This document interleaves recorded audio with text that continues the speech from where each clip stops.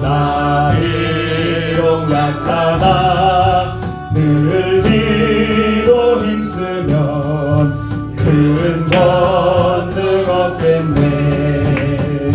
주의 은혜로 계속 받아서 비와 같이 묽은 죄 능같이 주님의 권능은 한없이 그오리. 돌같은 내 마음 곧 녹여준 주의 은혜로 계속 받아서 비와 같이 묽은 죄 능같이 내 맘이 약하여 늘 넘어지오리. 주 예수 힘주사 굳세게 하네. 주의 은혜로 계속 받아서 비와 같이 붉은 죄 능같이 이긴 죄사함 받은 후 새 사람 되어서 주 앞에 서는 날을 찬송하겠네. 주의 은혜로 계속 받아서 비와 같이 붉은 죄 능같이 이겼네.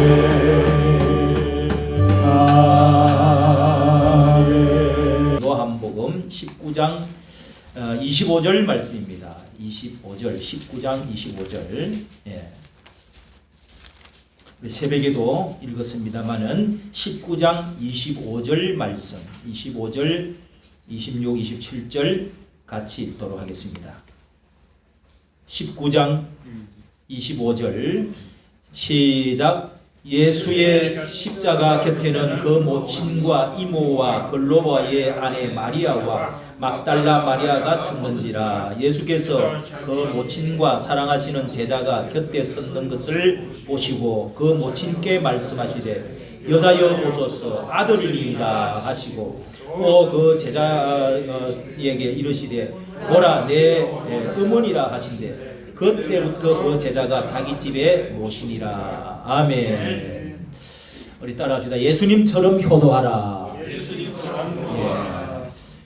예. 여기에는 이제 부모님도 뭐 돌아가시고 또 안 계시는 분들도 있고 그리고 일찍 돌아가시고 또 이제 또 우리 자녀들도 여기에 참석을 못하는 분도 있고 그러지만은 우리가 이런 윤리에 대해서 예수님이 예수 그리스도교 기독교가 정말 예수님이 과연 어머니에 대해서 어떻게 효도를 하셨는가, 여기에 대해서는 기사가 성경에 사실 딱 예수님 어릴 때 태어난 기사는 많이 있지만은 어머니와의 관계에 대해서 어떻게 자라났는지 12살 때 딱 한 번 기사 나오고 나서 나오질 않습니다. 그 뒤에 30살 되어서 복음 공생에 시작할 때부터 말씀이 이제 주로 다 기록이 되어 있고요. 12살 해에 예수님이 예루살렘에 올라가신 적에 그때 예수님이 이제 성인식 하러 12살 예루살렘 그 수도에 올라가셨다가 저 갈릴리 북쪽으로 내려 고향으로 가셨던 그때 어머니가 사람들이 워낙 이제 유월절 많이 올라오니까 그만 손을 놓치고 뭐 다 컸으니까 오겠지, 뒤따라 오겠지 했는데 보니까 뒤돌아보면 없어요. 그래서 또 찾아러 또 다시 돌아갔어요. 그러니까 성전에서 예수님이 겨우겨우 또 찾아갔고 하루만 아마 늦었겠지 이제. 이렇게 해서 그때 예수님이 어머니가 이 예수야 어떻게 해서 그렇게 속을 썩이냐, 뭐 어떻게 이렇게 되돌아갔느냐, 그렇게 어머니가 찾았더니 이제 예수님이 거기에 율법사들하고 교회 지도자들하고 막 대화를 하고 있는데 입을 딱 벌리고 막 그 뭐 깊은 대화를 막 하는데 12살인데 여러분 12살만 돼도 영성이 있어요. 영성이. 예. 그러니까 막 사람이 너무 놀라고 막 대화를 토의를 하고 있는데 그 어머니가 그런 뭐 좀 택자적으로 말을 하니까 이때 예수님이 하신 말씀이 뭐예요? 어찌하여 나를 찾으십니까? 내가 아버지의 집에 있어야 할 줄을 알지 못하나이까? 여러분 이 깊은 뜻이 있잖아요. 벌써 이때부터 영성을 이야기하는 거예요. 아버지 집이 내 아버지 집이라. 내 아버지 집이라는 것을 의식을 하는 거예요. 하나님 아버지. 육신의 아버지는 돌아가셨고 어머니지만은 내 어머니가 내 육신의 어머니지만은 다른 부분을 지금 예수님이 이야기하고 있는 거예요. 그러면서 또 예수님이 메시아 공생애를 하시고 이제 길에서 또 예수님이 교훈을 하고 많은 사람들이 모이고 따를 때에 그때 어떤 사람 예수님의 어머니하고 동생하고 찾아왔어요. 그러니까 찾아와가지고 문간에서 지금 만나야 될 일이 있다고 이렇게 이제 부탁을 넣었어요. 그랬더니 사람들한테 예수님이 뻘떡 일어나가서 반가워하지도 않고 누가 내 모친이며 내 동생들이냐 이렇게 말해버렸어요. 누구든지 하늘에 계신 내 아버지의 뜻대로 행하는 자가 내 형제요 내 자매요 모친이다. 내 형제요 자매요 모친이다. 이러면서 아니 예수님이 뭐 불효 같은 소리를 가지고 어떻게 뭐 어머니에 대한 공경심도 없는 것 같고 형제에 대한 사랑도 없는 것 같고 이렇게 할 수가 있을까? 여러분 좀 그렇죠? 12살 때부터 예수님은 약간 좀 이상한 소리를 하신 거예요. 이러면서 우리가 성경에 보면은 과연 예수님은 우리에게 정말 어떤 효도의 이 근본 모습을 우리에게 교훈해 주는가 이런 것을 우리가 찾아봐야 되는데요. 왜 이렇게 하시는가에 대해서 여러분 잘 이해를 못하는 분들이 계십니다. 세상 사람들은 정말 기독교가 어떤 사람은 불효 종교다. 이렇게 하면서 제사도 안 지내고 또 이렇게 부모를 공경을 잘 안 한다. 이러면서 불효막심한 종교다. 이렇게 옛날에 양반들이 그렇게 말을 해서 야소교 낮춰서 부르고 그렇게 한 경우가 있습니다.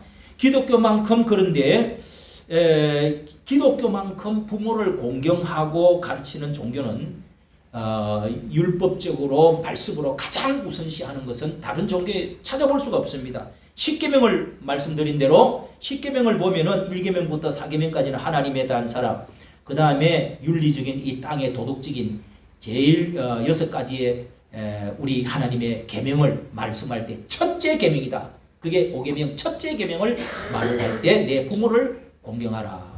그러면서 신명기와 또 사도 바울은 이것이 첫째 되는 계명이요 하면서 네가 이 땅에서 잘 되고 장수하리라. 이렇게 축복을 거기 붙여놓은 것입니다. 할렐루야. 출애굽기 21장 15절에도 보면 부모를 업신여기는 치는 자는 사형에 처하라. 죽이라는 겁니다. 그 다음에 누가복음 2장 51절에도 예수께서 한 가지로 내려가서 나사렛에 이르시니 순종하며 부모님을 순종하며 받드시더라 하는 말씀도 나오고 있습니다. 어릴 때 예수님이 육신으로 30세까지는 예수님이 목수일도 하시고 의자도 만들고 책상도 만들고 집도 짓고 예수님이 열심히 가장 노릇을 하셨어요. 하시고 그러면서 부모를 잘 받드시다가 가정 30세까지는 책임을 지신 거예요. 책임을. 그때부터 이제 30세부터 시작해서 3년 동안 공생애를 하시고 하나님의 아들로서 메시아로서 해야 될 일들을 하셔야 되기 때문에 이제 출가를 하신 거죠. 부처님이 석가모니가 출가했던 것처럼 출가를 그렇게 하신 것입니다. 자, 그런데 예수님이 가정을 안 돌보고 어머니에 대해서 홀로 남은 어머니에 대해서 어떻게 하셨는지 이런 것을 오늘 말씀을 여기에서 오늘 예수님이 마지막 십자가에 돌아가실 때에 예수님이 어떻게 하셨는가 하는 것을 통해서 예수님의 이 효성에 대해서 말씀을 우리가 찾아보려고 하는 것입니다. 자, 예수님이 오늘 이 십자가에서 7마디 하신 말씀 가운데 어머니에 대해서 하신 말씀이 이 지금 피를 흘리고 머리에 손발에 못을 박아 피를 흘리고 그러는 가운데 예수님 매를 맞고 예수님이 이렇게 목마르다 하면서 예수님 이런 이제 고난 가운데서 예수님이 마지막 한 말씀이 지금 26절에 보십시오. 어머니를 향하여 어떻게 말했습니까? 26절 다 같이 예수께서 그 모친과 같이 읽습니다. 26절 시작. 예수께서 그 모친과 사랑하시는 제자가 곁에 섰는 것을 보시고 그 모친께 말씀하되 여자여 보소서 아들이니이다. 모친인 것을 분명히 알면서도 예수님이 눈이 찢어지고 감기고 피가 흐르고 이런 것 또 정신이 오락가락하고 그래도 여자 모친께 말씀하시되 여자여 보소서 또 이렇게 말씀을 했어요. 여자여 보소서 아들이니이다 이렇게 지금 말씀. 왜 예수님은 생뚱맞게 아무리 정신이 오락가락하는 것 같아도 예수님이 정신이 없는 게 아니에요. 헛말한 건 하나도 없습니다. 여기는 깊은 뜻이 있는데요. 이 말은 헬라어로 기나이거든요. 기나이 여자여 어머니라 소리를 안 불렀습니다. 예수님이 여러분이 생각해 보십시오. 하나님을 늘 나와 아버지는 하나이다. 나는 아들이다. 아버지다. 하나이다. 이러면서 하나님 말씀을 아버지라고 부르시면서 그랬는데 예수님 돌아가실 때는 엘리 엘리 라박사박가니 하나님 하나님 어찌하여 나를 하나님 아버지를 부르지 아니하고 하나님이라고 그랬어요. 그러니까 예수님은 그때그때 부를 때 의미가 다 있는 겁니다. 어머니라고 안 부르고 여기도 어머니라고 안 부르고 기나이 여자여 보소서 이렇게 말했습니다. 이게 여자여 하는 것은 우리나라 번역할 말이 없어요. 어머니는 아니고 기나이라는 말은 이것은 옛날에 고대 문서에도 와무를 부를 때 기나이 우리나라 말로 하면 기부인이요. 지금 지사님 책에는 어떻게 써져 있어요? 여자여 그랬죠? 예. 여자여. 다른 번역에 보면 기부인이요. 또 이렇게 번역을 한 것도 있습니다. 로마 황제 안토니우스가 애굽의 이제 여왕 클레오파트라한테 만났을 때 기나이 여인이요 이렇게 했대요. 기록에. 그러니까 아주 기부인 높인 말이라 이 말입니다. 기부인이요 하는 이렇게 여러분 이 보소서 아들이니이다 이렇게 여기 옆에 있는 제자 사랑하시는 제자는 요한 보고 이렇게 지금 이 예수님의 어머니와 요한에게 지금 하는 말입니다.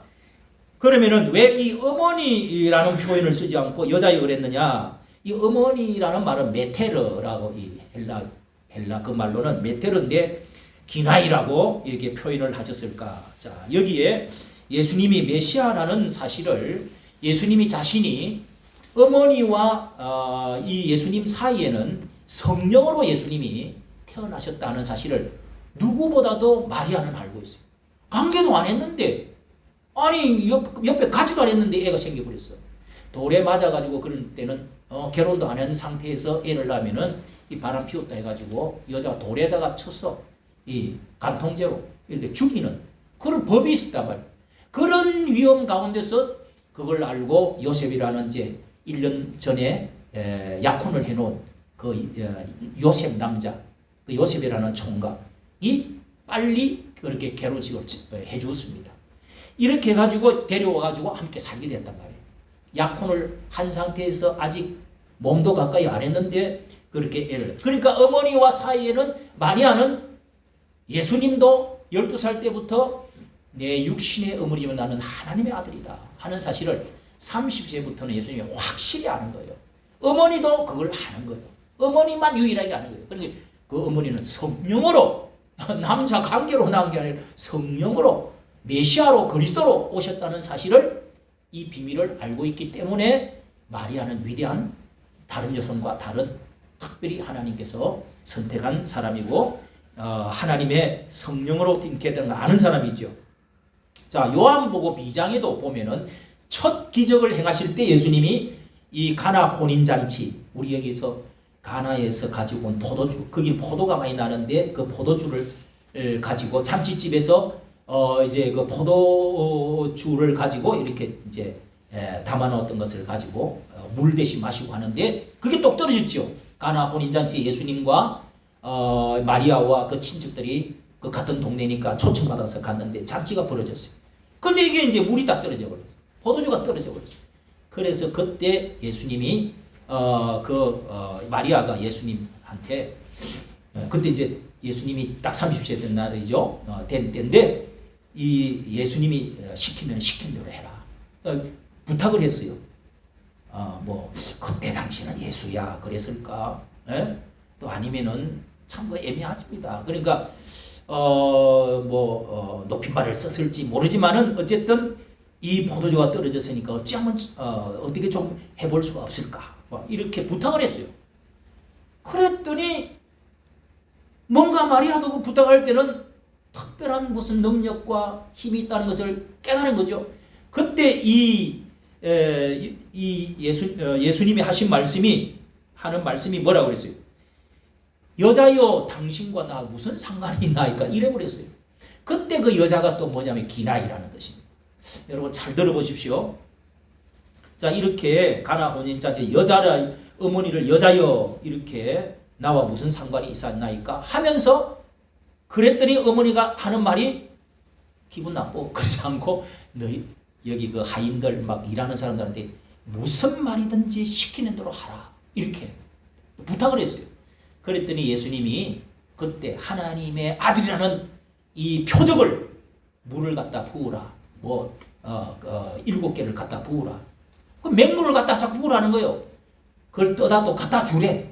그러니까 여러분 우물이 그 집안에 자리 있어요. 옛날에는 다 바깥에 가서 물을 길어 가지고 또 아구에 채우고 7번이나 채우고 그 다음에 또 갖다 주래요. 아니 더 시키는 대로 해라.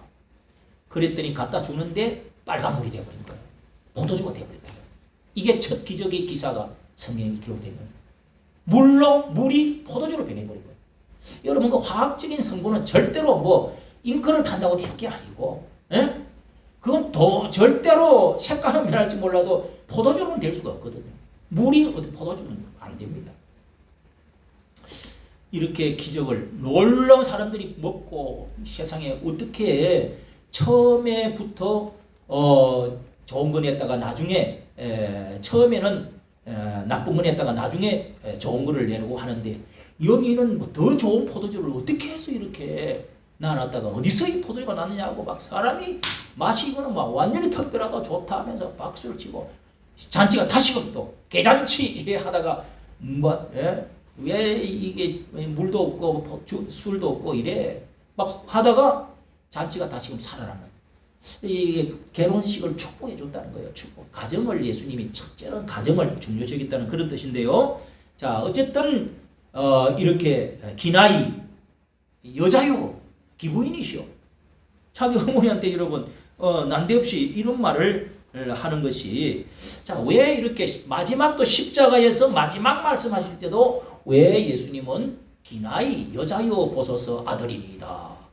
아니 어머니 보소서 그러면 될 텐데 왜 이렇게 말씀을 하셨을까? 이런 말씀을 들어본 적이 있습니까? 여기 이렇게 말씀하신 것은 어머니는 지금 나는 육신의 아들로서 이렇게 고난을 받고 이 죽임을 당하고 있는 것이 아닙니다. 나는 지금 하나님의 아들로서 인류를 구원하기 위하여 십자가에서 죽임을 당하고 있는 것입니다. 그러므로 너무 마음을 아파하지 마십시오. 이것은 어머니와 나와의 관계가 아니라 인류의 죄를 짊어지고 고난을 받으면서 내가 건너가야 될 하나님 아버지의 일을 지금 내가 하고 있는 것입니다. 그러므로 어머니, 이거는 어머니가 어떻게 한다고 될 일이 아니다. 그래서 여자여 보소서 하는 것이 이 고난받고 죽임당하는 것이 육신의 아들로서의 하는 것이 아니고 어머니 너무 가슴 마음 아파하지 마세요. 너무 슬퍼하지 마세요. 하나는 의미가 그 속에 들어있는 것입니다. 어머니가 얼마나 어머니로서 30년 동안 같이 지냈던 그 장남 아들로서 육신의 그 아픔 이런 것을 마음을 헤아려 드리는 것입니다. 어머니의 마음이 얼마나 아프실까 생각하고 이렇게 하시는 말씀이 바로 여자여 위로하는 말씀이 어머니와 자신과의 관계에 나는 하나님의 아들로서 이 십자가의 문제를 해결해야 된다는 사실을 인식을 시키면서 하시는 말씀입니다. 자, 여러분, 이 부모는 자식의 마음을 몰라줄 때 이 마음을 알아주는, 마음을 위로하는 겁니다. 그 마음의 고통을 덜으려고 하는 것이죠. 이런 말씀이 성경에는 다윗이 그런 사람입니다. 다윗에게 이 압살롬이라는 아들이 있죠. 그런데 이 아들이 어떻게 뭐 아버지하고 사이가 멀어지고 뭐 벌 받고 어쩌고 자기 형제를 죽이고 왕자 난을 일으키고 하다가 아버지가 떠나보내고 하다가 이참에 그냥 아버지 늙어가니까 그 아버지 쳐들어가서 내가 왕을 이어받아 버려야 되겠다. 그렇게 해서 이 마음에 반역하는 마음, 아버지 왕궁을 사람들 어떻게 마음을 막 모아갖고 거짓으로 해서 이 당을 만들어갖고 뭐 생기기도 잘생겼고 또 아버지 똑똑하고 막 특별히 잘생겼어. 그래서 사람들을 전부 다 어떻게 뭘 해갖고 이 세금도 깎아주고 뭐 또 좋은 소리 해가지고 동네마다 이렇게 마음을 몇 년 동안 샀어요. 끌어당겨가지고 아버지를 반역해갖고 쳐들어가. 그 줄을 치워버리. 이 갈라치기 했어요. 그런 다음에 쿠데타를 이뤄가고 찬탈하려고 했는데요. 처음에는 성공했지만 나중에 실패로 돌아갑니다. 이 압살롬이 어떻게 해요? 결국은 아버지가 아들하고 싸울 수가 없어서 도망을 다니고 하면서 하나님께 회개하고 기도하는 가운데 이 뭐 후세와 또 후세와 또 그 책사들하고 서로 간에 싸우다가 하나님이 딱 그때 판결을 해서 다윗의 편을 들어서 하나님. 근데 그쪽에 기울어져서 결국은 쫓기갖고 도망을 가는 마당에 압살롬 아들이 도망을 가다가 결국은 이 장군한테 요압이라는 이 장관 군대장 총사령관에게 내 아들을 결국은 쫓기게 됐는데 나라의 전멸을 일으켰으니까 죽게 될 거 아니에요. 반역자인데 내 아들을 좀 생각해달라. 죽이지도 말아달라. 그걸 부탁을 했습니다. 그런데 결국은 이거 안 죽이고서는 나라가 전체가 죽게 생겼네. 그래서 결국은 이게 말을 타고 가다가 머리카락이 휘 날리면서 그 나무 가지에 그냥 머리카락이 걸려갖고 뺑뺑 감겨 말은 쏙 빠져나가고 그래서 그 창을 찔러서 죽이고 이 전쟁을 멈추었습니다. 이게 반역은요 참 살려주면 안 되죠. 이렇게 아버지를 죽이려고 칼 들고 창 들고 꼬나 들고 들어왔는데 이게 마땅히 뭐 그런 부탁을 해도 그때 아버지가 그 소식을 듣고 뭐라고 그러지? 내 아들 압살롬아, 내 아들 압살롬아, 내가 너를 대신하여 죽었다며 성루에 올라가 가슴을 치면서 무릎을 꿇고 압살롬 내 아들아, 내 아들아, 내가 대신하여 죽었으면 좋겠도다 하고 울면서 그때부터 밥을 안 또 금식을. 그러니까 신하들이 죽인 사람들이 큰일 났다. 설설설설 기는 거. 우리가 좋은 일하고 맞아 죽게 생겼습니다. 그렇게 하시면 모든 군사들이 내가 어떻게 군사들을 다스리겠어요? 나라를 위해서 이렇게 했는데 뭐 어찌고저찌 그래가지고 이 회복을 시켰어요. 그때 여러분 이 아버지의 심정, 모든 부모의 심정은 이 심정을 알고 헤아릴 줄 아는 아들이 진짜 아들이다 이 말이에요. 예? 자식이 몹쓸병에 걸렸을 때 자식을 대신하여 죽을 수만 있으면 죽고 싶은 것이 바로 부모의 마음이다. 다 세상은 버려도 부모만큼은 끝까지 내 자식을 책임을 지려고 하는 것이 내가 대신 죽어줬으면 좋겠다. 이렇게 울부짖었던 것입니다. 시편 다윗은 이것을 시편 109편 4절에 나는 사랑하나 저희는 나를 도리어 대적하니 나는 기도할 뿐이라. 대적하지 않고 나는 기도밖에 할 게 없다. 자식이 잘못되면은 법에 경찰이 잡으러 오면은요 그게 아니라고 이거 얼마 전에도 신문에 막 나오고 방송에 떠들었잖아요. 그 어머니를 두들겨 패갖고 뭐 어떻게 내보냈는데 그러니까 그 우리 아들이 그런 게 아니라고 그러면서 막 변명을 해줬다고 그러잖아요. 여러분 이렇게 이런 이야기가 있습니다. 우리 주보에도 제가 적어놨는데요. 어머니가 맨날 주변 사람들한테 이 식사를 대접을 받다가 이번에는 내가 좀 동네 사람한테 대접 좀 해봐야 되겠다. 미안해서 안 되겠다. 이런 마음을 먹고 그 아들한테 이야기를 했대요. 용돈을 좀 주라 아들아. 그랬더니 내가 돈을 다 집사람한테 맡겨놨으니까 안 사람한테 이야기해 보세요. 줄 겁니다. 그렇게 대답을 하더랍니다. 할 수 없어서 자존심이. 여러분 아들한테는 달라 하는 게 쉽게 말하지만 며느리한테 달라 하는 건 참 어려운 거거든. 그러니까 자존심을 버리고 며느리한테 이야기를 했더니 4만 원을 주더래요. 그런데 아무리 생각해도 그 돈 가지고 대접을 한다는 게 너무 불가능 같아서 다음날 가서 3만 원을 좀 부족하다. 좀 더 주라. 3만 원을 받았대요.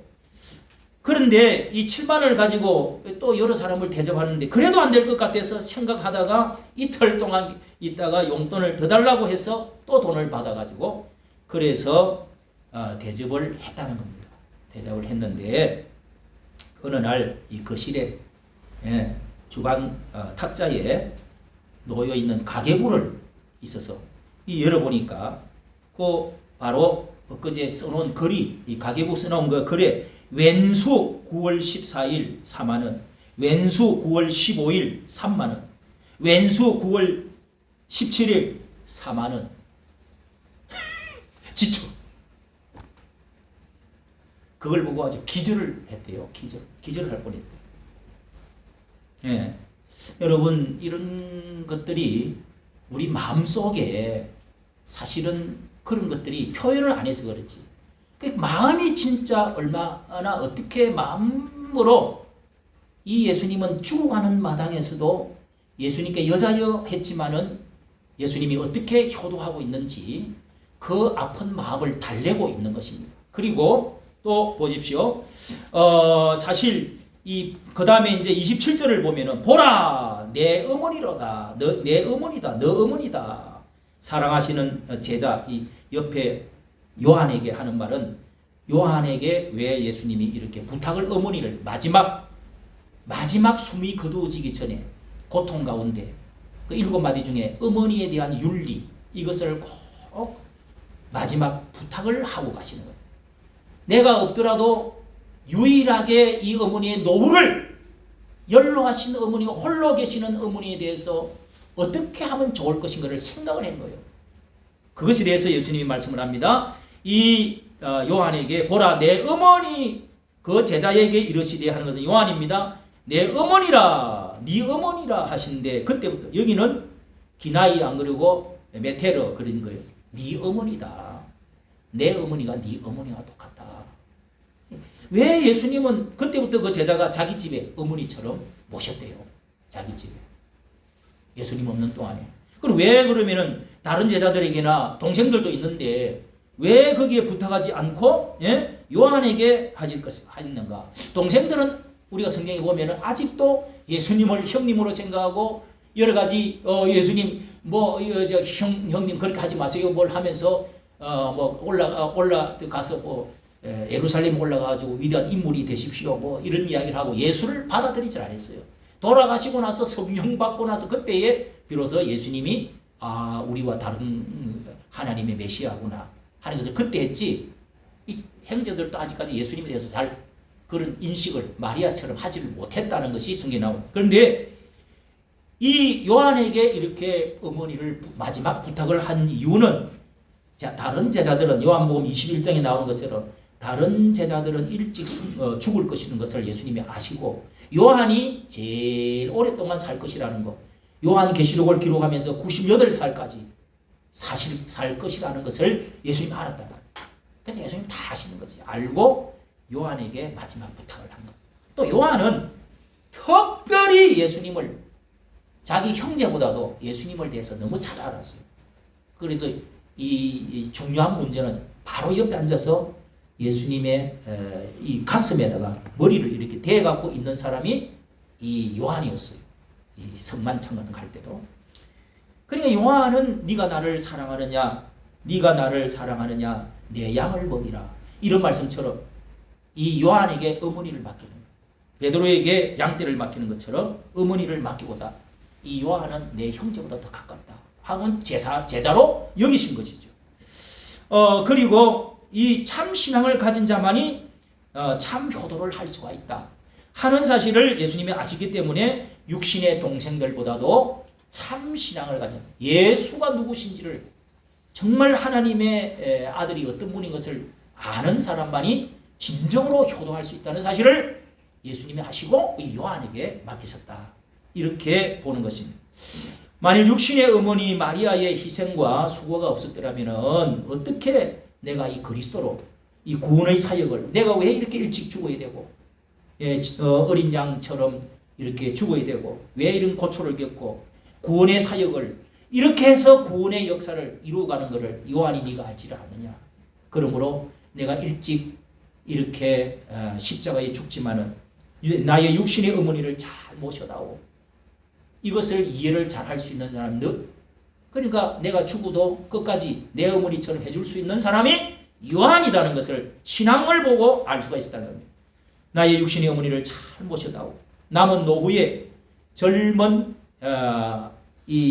대신해 줄 수 있는 노후의 늙은 여자를 이렇게 보호자가 꼭 필요하다. 여러분 부모가 옛날에는 60만 넘으면 한갑 때만 되면 이미 이 세상에 살 수 있는 연령은 다 살았다고 육갑 다 지났다는 것이요. 그 다음에 나이 먹으면 귀신 나이 나이가 없어. 60살 만 60살 넘으면.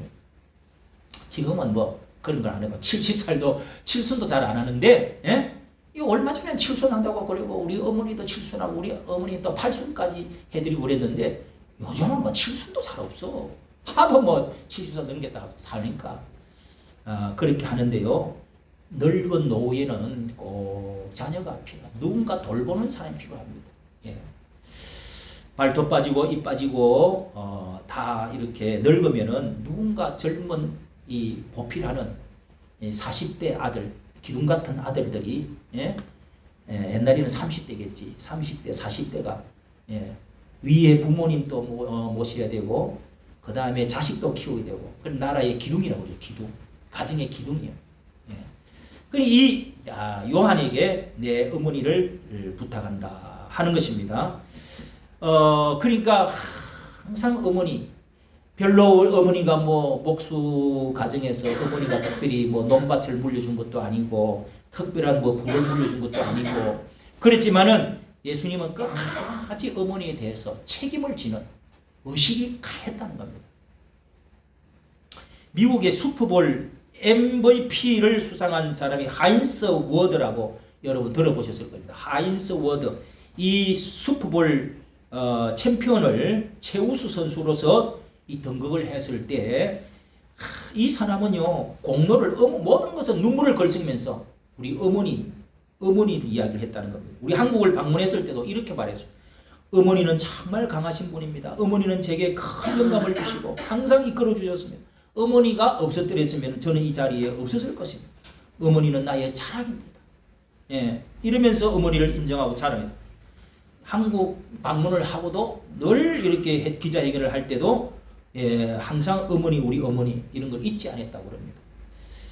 그래서 노무현 대통령은 그 당시 대통령 상까지 효자상을 주고 싶다고 이렇게 말을 했습니다.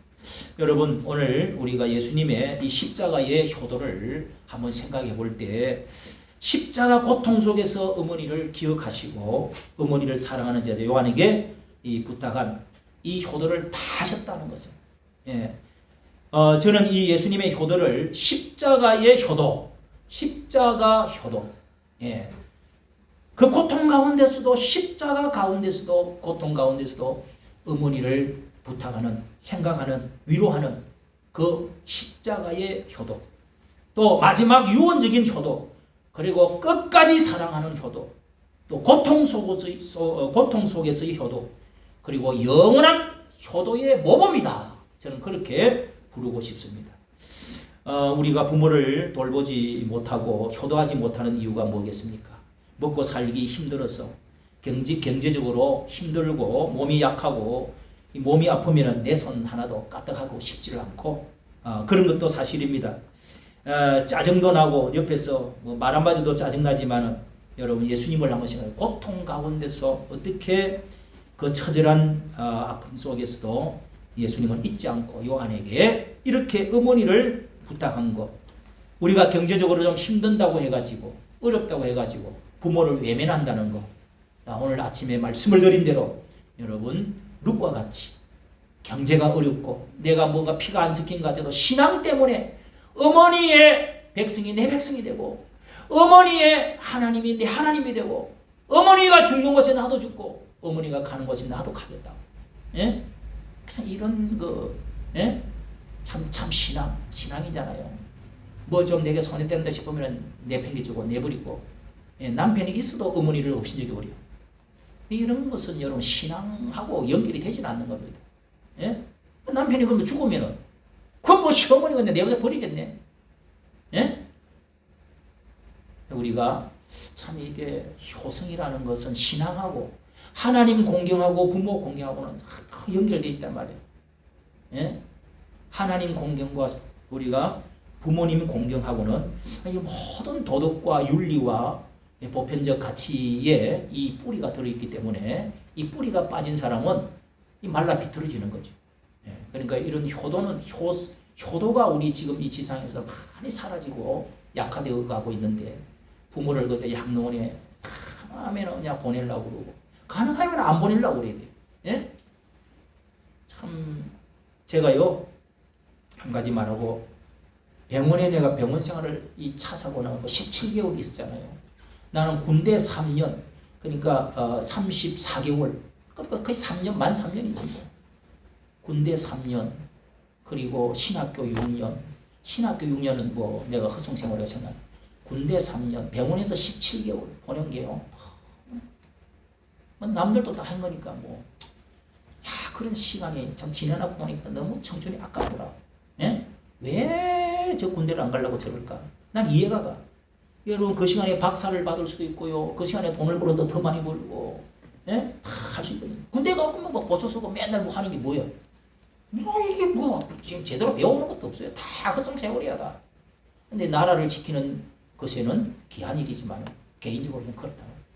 그러니까 이 17개월 있는 병원 생활을 하는 가운데 제가 정말 감동적인 게 두 개를 봤어요. 내가 옆에 이렇게 누가 있는데 내 옆 이 침대 그 다음에 그 침대 구석자리에 조용한데 이제 좀 그 벽 쪽으로 옆인데요. 그 할아버지는 보면은 사람이 늙고 나면은 병원에 와 있는 사람이 뭐 과거에 뭐 했는지 뭐 이렇게 보면은 뭐 얼굴 생긴 것 이렇게 보면 볼 게 없어. 그런데 이 사람은 키로 조금 작고 얼굴이 가만잡잡하고 한 60. 내가 그때 55살에 들어갔으니까 60 한 너댓 다섯 됐겠더라고요. 그런 거는 좀 노인네라고 할 수 있죠. 내가 머리 염색도 안 하고 뭐 이런 나 옆에 있는 청년이 어르신 55 된다고 어르신이래. 처음 들어서 이거 가서 병원에 가면 볼품이 없어요. 난 늙어가지고 머리 이렇게 내가 양로원에 가 있는 거 생각하면 기가 꽉 막혀. 염색 안 하고 하면 노인 되지. 예, 다 그래요. 그런데 그 할아버지가 다리를 하나 잘랐어. 당뇨가 있어갖고. 당뇨 이게 무섭더라고요. 병원에서 별의별 사람 다 만나요. 그래 이제 이 다리가 또 하나 또 이거 잘라가 없단 말이에요. 없는 데다가 뭐 맨날 누가 하고 있어 그냥 잠만 자고 있어 그냥 누가 눈만 감고 있어. 뭐 옆에 사람하고 뭐 이야기가 돼. 이런 게 이제 어떻게 보면은 또 뭐 그렇다고 독방에 있어봤자 돈 많은 사람은 독실에 있죠. 돈이 이제 많이 들지. 하루에 그때 6만 원씩 그랬는데 요즘 얼마인지 모르겠어. 뭐 10만 원씩 되겠지. 근데 이 아들이 둘이가 있는데요. 이 둘째 아들인가 이 아들은요 크리스마스 때가 됐어요. 하루는 이제 애가 크리스마스 노래를 막 불러서. 그래 보니까 이제 이 녹음기를 옆에다 갖다 머리맡에다 갖다 놓고 이 할아버지가 그 노래를 들으면서 잘한다 우리 손자 잘한다. 그 이제 이게 그게 어느 날 아들이 이제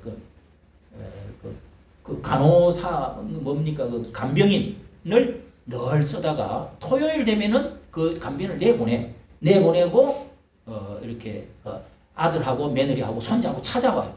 항상 찾아와. 이제 직장 마치고 금요일 밤 말고 토요일 아침부터 찾아와서 하루 종일 아버지하고 같이 있는 거예요. 근데 한 번은 그 이제 테이프를 갖다 놓고 이제 애들이 교회를 다니는가 보죠. 테이프를 갖다 끼워 넣어주면서 할아버지 하면서 이제 그 테이프를 아이가 막 크리스마스 뭐 노래를 부르면서 그러니까 잘한다.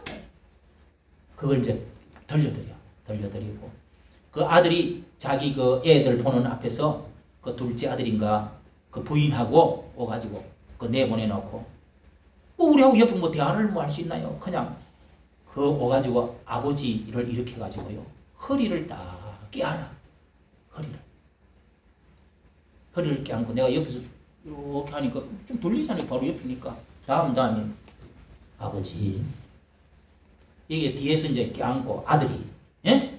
며느리는 뭐 저 옆에서 뭐 앞에서 좀 앉아 있거나 그러고 그냥 내가 자세히 들으면 뭔 소리 할까 들어보니까 아버지 어릴 때 저 이렇게 어디 불 건널 때 저 업고 건너주셨죠? 이 말을 하더라고. 업고 나를 건너주셨죠?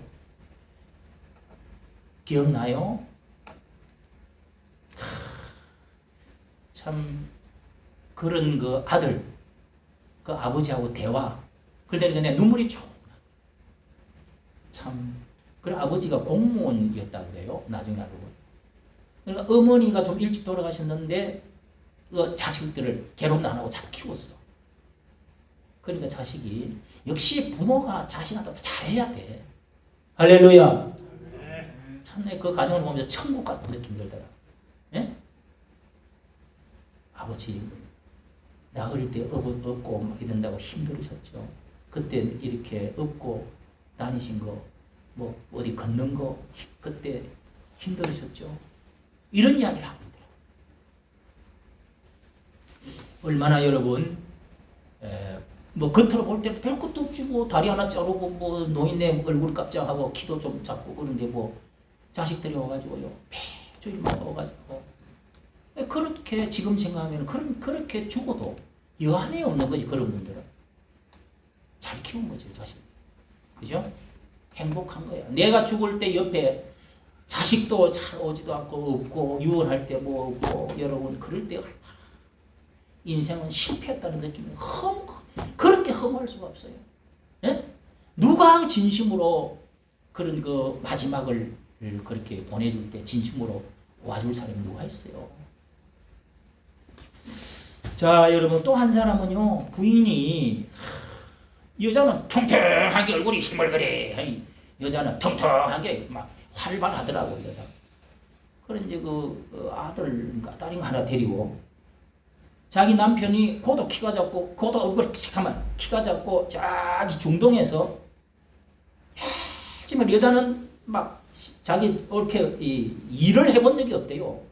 그 남편이 중동에서 이제 그 열심히 일해가 벌어갖고 어떻게 해가 집도 하나 마련하고 그렇게 해서 이제 좀 재밌게 살려고 하는데 62인가 셋 됐는데 암이 걸린 거예요. 그리고 우리 병원에 들어와가지고 옆에서 이 남편이 다 죽어가. 그 부인이 와가지고요 하루는요 땅바닥을 치면서 여보 난 당신 덕분으로 내가 손가락 그래도 제대로 일도 안 하고 이런 덕분으로 좀 사는데 이제는 살아보려고 당신 좀 잘해보려고 그랬는데 웬일이야 하면서 그냥 야 퍼져앉아 우는데요. 그 부부도 참 부럽더라고. 부부라는 게 뭐야?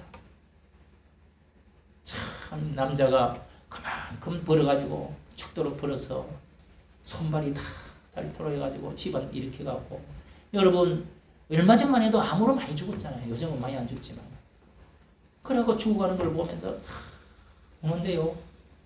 야, 참 부부라는 게 저런 거구나. 에? 우리가 행복이라는 게 여러분 큰 게 없습니다. 가족이 내가 내 부모님이 나한테 요렇게밖에 안 해줬냐? 요렇게 못생긴 돈도 없고 무능하냐? 못생겼냐? 그러지 말고 우리 예수 믿는 사람이 먼저 집안을 세워야 됩니다. 이런데 뭐 나는 불행한 왜 이렇게 태어났을까? 나는 왜 이럴까? 매달 그렇게 해봤자 여러분 집안 일어나지 않아요. 예? 내가 예수 믿고 예수님의 놀라운 사랑, 십자가의 사랑, 그 예수님의 그 효성, 예? 이런 것들을 예수님은 공생의 하나님 아들 오시기 때문에 30살 넘어서 이미 다 가정의 효도를 다 하고 하셨지만은 십자가에 죽을 때까지 책임을 지려고 하는 이런 그 마음, 육신으로서는 이것이 내가 나를 낳고 길러주신 이 정이라는 게 다 있기 때문에 이걸 끝까지 다 하시는 예수님, 이런 마음을 가지고 여러분 우리가 말씀대로 효도를 잘하면 루처럼 복을 받고, 효도를 잘하면은 여러분 하나님의 큰 축복이 땅에서 잘 되고, 따라주다, 땅에서 잘 되고 장수하리라.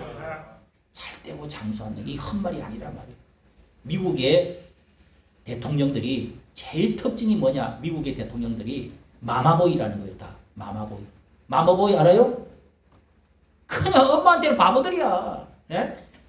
대통령이 돼도 나라를 호령하지만은 세계를 주름 잡지만은 어머니한테는 바보거든. 엄마 맞죠? 그런 집안이 행복한 거지. 예? 지금 오면은 편안해지는 거예요, 그냥. 예? 그런 여러분, 그런 사람들이 축복받잖아요. 다 복받잖아요. 대통령도 되고. 예? 여러분 효도해서 성경대로 복받고 잘 되는 여러분 되시기를 예수님의 이름으로 축복합니다. 우리 찬송가 559장 부릅니다. 559장 찬송입니다. 예. 우리 가정의